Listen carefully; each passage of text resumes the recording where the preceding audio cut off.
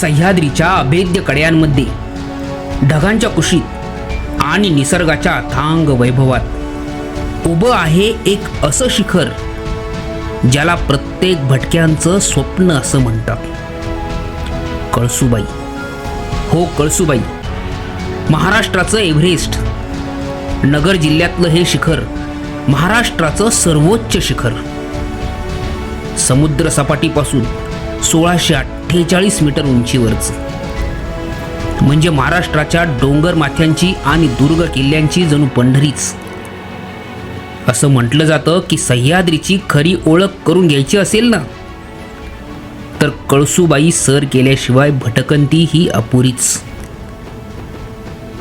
महाराष्ट्रातील प्रत्येक दुर्गप्रेमी, प्रत्येक ट्रेकर आणि प्रत्येक निसर्गवेड्या माणसाचे त्याच्या आयुष्यात एकदा तरी या शिखरावर पाऊल हे पडायलाच हवे. कळसूबाई शिखरावर यंगून गेल्याशिवाय कोणत्याही भटक्याला मोक्ष हा नाहीच.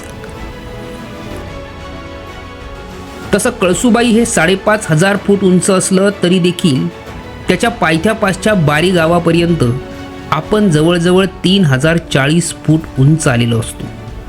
भटकंतीची सुरुवात होते ती या बारी गावातूनच.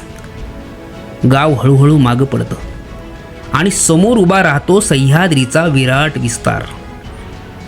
प्रत्येक पावलागणिक हवा बदलते, वातावरण बदलतं आणि मनात एक वेगळाच उत्साह संचारतो. आणि थोड्याच वेळात आपण त्या सर्वोच्च शिखरावरती पोहोचतो. या शिखराला कळसूबाई हे नाव का? याच्या अनेक आख्यायिका आहेत. भलरगडी, ठाकरगडी, कळसूबाई, आमुची आई असं लोकगीत अळवणारी ठाकर अनेक आख्यायिका आपल्याला सांगतात. बारी गावातून वर चढायला सुरुवात केली की आपल्याला लगेच कळायला लागतं की हे पाणी काहीतरी वेगळं आहे. कारण सभोवताली पसरलेल्या सह्याद्रीचं हे असं रूप दुसऱ्या कोणत्याही ठिकाणाहून आपण कधी पाहिलेलंच नसतं.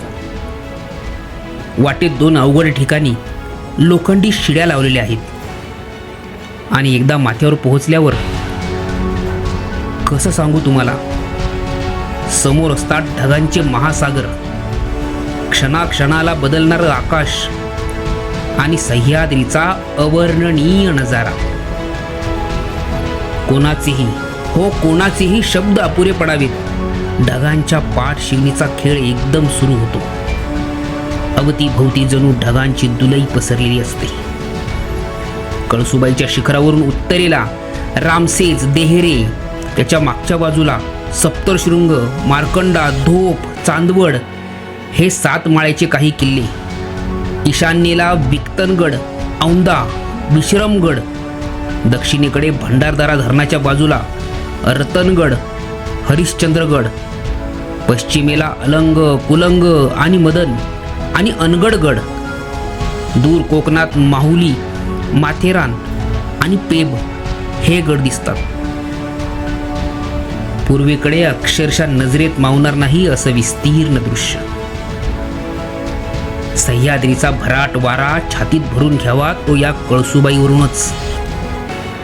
खरं तर मी तुम्हाला फारच तोकडं सांगतोय. शब्दांच्या पलीकडलं हे सगळं अनुभवायचं असेल ना, तर तुम्ही कळसूबाईवर यायलाच हवे. 1680 मध्ये गोरासाहेब झपाटल्यासारखा एका रात्रीत हे शिखर चढून गेला आणि पहाटेच्या वेळेला सूर्याच्या कोवळ्या किरणांबरोबर त्याला हा भोवतीचा सारा नजारा दिसला आणि चटकन त्याच्या तोंडून वाक्यच बाहेर पडले. Yes, this is the king of Deccan hills. खरंच कळसूबाई ही एक टेकडी नाही, ती सह्याद्रीचं मुकुटमणी आहे, भटक्यांचं तीर्थक्षेत्र आहे आणि निसर्गाने स्वतः घडविलेलं एक जिवंत आश्चर्य आहे. शब्दांनी कळसूबाई समजत नाही, ती अनुभवावी लागते. एकदा तरी तिच्या शिखरावर उभं राहून ढगांशी संवाद साधावा लागतो. कारण कळसूबाई फक्त सर करायची नसते, ती मनात कायमची घर करून राहते.